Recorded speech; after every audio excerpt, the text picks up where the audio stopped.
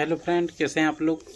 स्वागत है आप सभी को हमारे यूट्यूब चैनल मां सरस्वती कोचिंग सेंटर में। और आज की इस वीडियो में आपके लिए लेकर आया हूं एक रोचक कहानी। नैतिक शिक्षा बुक का कहानी है। तो जिस कहानी के बारे में हम चर्चा करेंगे उस कहानी का नाम है सादगी से जीना सीखो। तो हम कहानी का शुरुआत करते हैं। इलाहाबाद एक्सप्रेस जब इलाहाबाद पहुंची तो उस समय रात के 11:30 बज रहे थे। गाड़ी से एक युवक उतरा। गाड़ी से क्या हुआ, एक युवक उतरा। रंग सांवला, कद ऊंचा, और रंग सांवला रंग का वो युवक था और कद ऊंचा था। सिर पर गांधी टोपी, शरीर पर खद्दर का कुर्ता, टांगों तक खादी की धोती और पैरों में खुली चप्पल। यही था उसका पहनावा। ये सब क्या था, वो आदमी का पहनावा था। कद ऊंचा, सिर पर गांधी टोपी था, सिर पर गांधी का टोपी था, शरीर पर खद्दर का कुर्ता, टांगों तक खादी की धोती और पैरों में खुली चप्पल। यही था उसका सादगी, उसका शरीर का पहनावा। देखने में पूरा गंवार लगता था। वो आदमी देखने में कैसे लगता था, गंवार। पर घनी काली मूंछों में वह उत्साही जान पड़ता था। अपने बिस्तर को कंधे पर उठाए वह स्टेशन से बाहर आया। क्या हुआ, उसने अपना बिस्तर को कंधे पर उठा करके स्टेशन से बाहर आया और एक घोड़ा गाड़ी की आनंद भवन के लिए। जब तांगा आनंद भवन पहुंचा, आनंद भवन के लिए वो चल पड़ा। जब तांगा आनंद भवन पहुंचा तो 12 बज रहे थे। आनंद भवन जैसे ही पहुंचा तांगा तो रात का 12 बज रहे थे। केवल फाटक पर एक पहरेदार जग रहा था। क्या हुआ, फाटक पर उस समय एक पहरेदार जग रहा था। युवक ने कहा, जवाहरलाल नेहरू से मिलना है। युवक ने क्या जवाब दिया कि जवाहरलाल नेहरू से मिलना है। पहरेदार, वे अभी अभी सोए हैं। पहरेदार क्या जवाब दिए कि वे अभी अभी सोए हैं, अब उन्हें जगाना उचित नहीं है। पहरेदार जवाब दिए कि जवाहरलाल नेहरू अभी अभी सोए हैं और अभी उसे जगाना उचित नहीं है।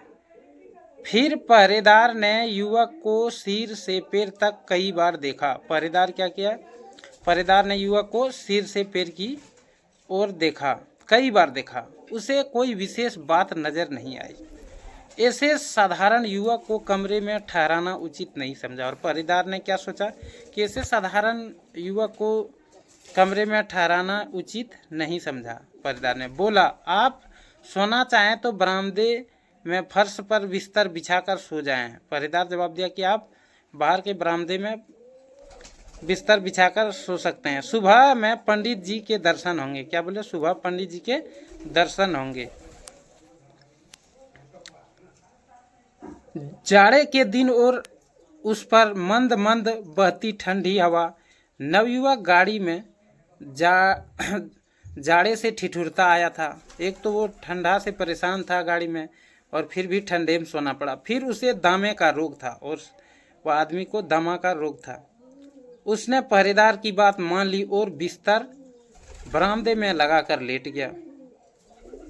लेकिन युवक की आंखों में भला नींद कहाँ। दामे का रोगी तो वह था ही। ज्यों ज्यों रात बीतती गई, ठंडी से वह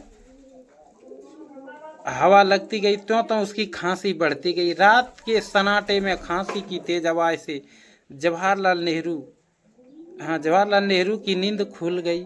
उसने खिड़की से पूछा, चौकीदार, यहाँ कौन खांस रहा है।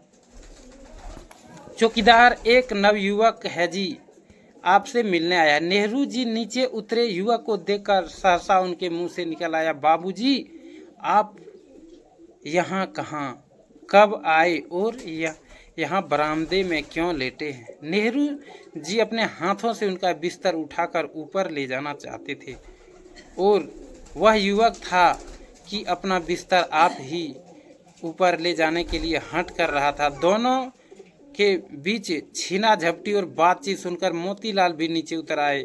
युवक को देखकर वे बोले, बाबूजी, आपने अपने आने की सूचना क्यों नहीं दी, मैं स्टेशन पर गाड़ी भेज देता। जवाहरलाल नेहरू बोले, अजी मैं स्वयं स्टेशन पर आपको लेने पहुंच जाता। जवाहरलाल बोले मैं स्वयं स्टेशन पर पहुंच जाता लेने के लिए, सूचना क्यों नहीं दिए? आपने लिखा क्यों नहीं कि मैं आ रहा हूँ? युवक यूं ही, मैं अपने लिए आपको कष्ट नहीं देना चाहता था। युवक यूं ही बोला कि मैं आप लोग को कष्ट देना नहीं चाहता था, खुद ही चल कर आ गया। मुझे खेद है कि मेरे चरण, हाँ मेरे, उस युवक ने जवाब दिया, मुझे खेद है कि मेरे कारण आपकी नींद में विघ्न पड़ा। सादगी कहीं देखने में नहीं आई। देखिए अब क्या हुआ। मोतीलाल जी ने कहा, हमने बड़े बड़े सीधे साधे आदमी देखे, पर तुम्हारी जैसी सादगी कहीं देखने में नहीं आई। अभी जो युवक भवन के सबसे नीचे फर्श पर लेटा था, अगले ही क्षण वह आनंद भवन का सबसे मान्य अतिथि था। तो बच्चों जानते हो वह युवक कौन था?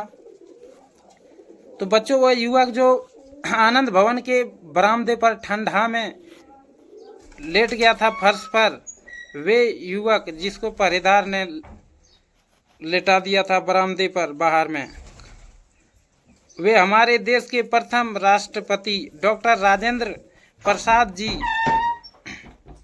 जब वे युवा थे,